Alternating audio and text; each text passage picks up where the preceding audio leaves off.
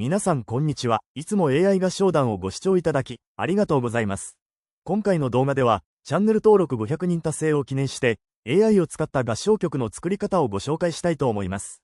なお、作成する曲は、スコットランドの民謡で有名なアニー・ローリーを作ってみたいと思います。気に入っていただけたら、ぜひ、チャンネル登録をお願いします。ステップ1、伴奏作成。まず、最初のステップとして、合唱に使用する伴奏音源のファイルを用意します。ここでは、私が普段使っているバンドイナボックスを使ったやり方を簡単に紹介します。バンドイナボックスとは、コード進行を入力し、音楽スタイルを選択するだけで、簡単に伴奏を自動生成してくれるソフトです。リアルな音色の伴奏を作成できるので、プロからアマチュアまで広く愛用されています。それでは実際に、バンドイナボックスを使って伴奏を作成してみましょう。まず、バンドイナボックスを起動すると、ご覧のような画面が表示されます。画面構成は大きく分けて3つ。画面上部にあるメイン部分と、ミキサー部分、そして画面下部のコード入力部分で構成されています。手順1、まず、メイン部分にあるスタイルボタンを押します。スタイル選択の画面が表示されたら、お好みの伴奏スタイルを選択します。ダブルクリックすると、デモ演奏が聴けるので、曲の雰囲気に合ったスタイルを探してみましょう。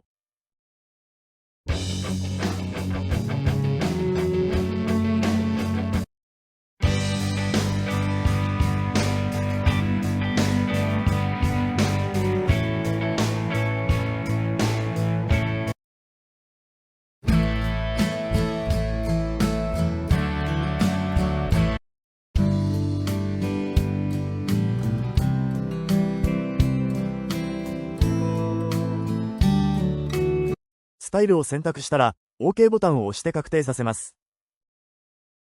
はい、ということで、今回は、アニー・ローリーの雰囲気に合いそうな、スローロックバラードというスタイルを選んでみました。次に、画面上部中央にある、終了、コーラス、テンポの調整をします。まず、終了ですが、コード入力部分は、1小節ごとに区切ってあるのがわかります。なので、曲の最終小節の番号を終了に入力すれば OK です。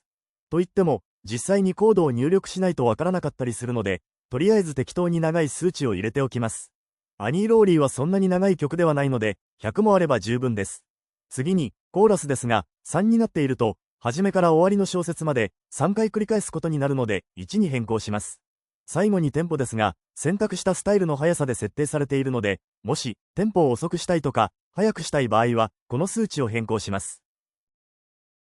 小節、テンポの調整が終わったら、実際に曲のコードを入力していきましょう。手持ちの楽譜、あるいは無料でコードを公開しているサイトを参考にしてコードを入力します。横の移動にはタブキーを使うと便利です。時々、再生ボタンで演奏を聴きながら正しく入力されているか確認しましょう。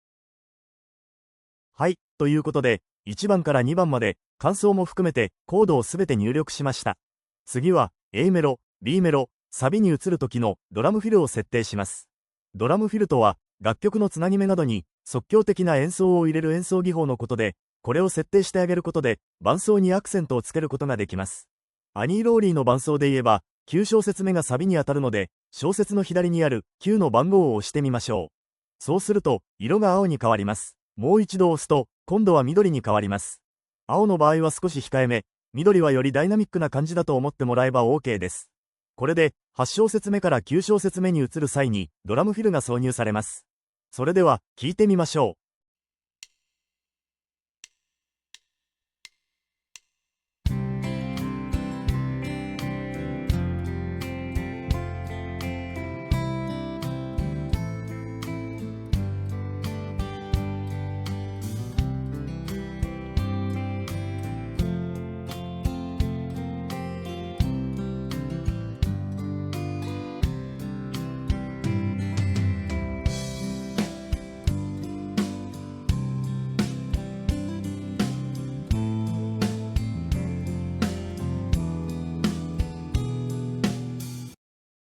いかがでしょうか。ドラムフィルを設定してあげると、演奏にも幅が出るので、その曲をどんな感じに仕上げたいか、いろいろ試しながら設定してみてください。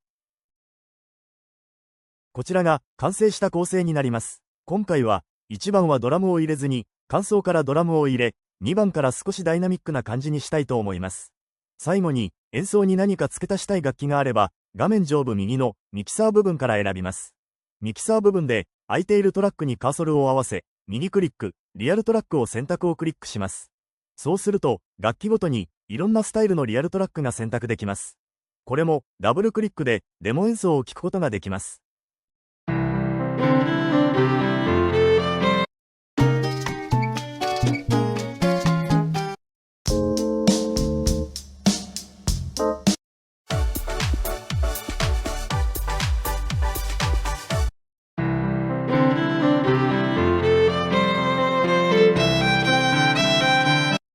使いたいリアルトラックを選択したら、生成ボタンで確定させます。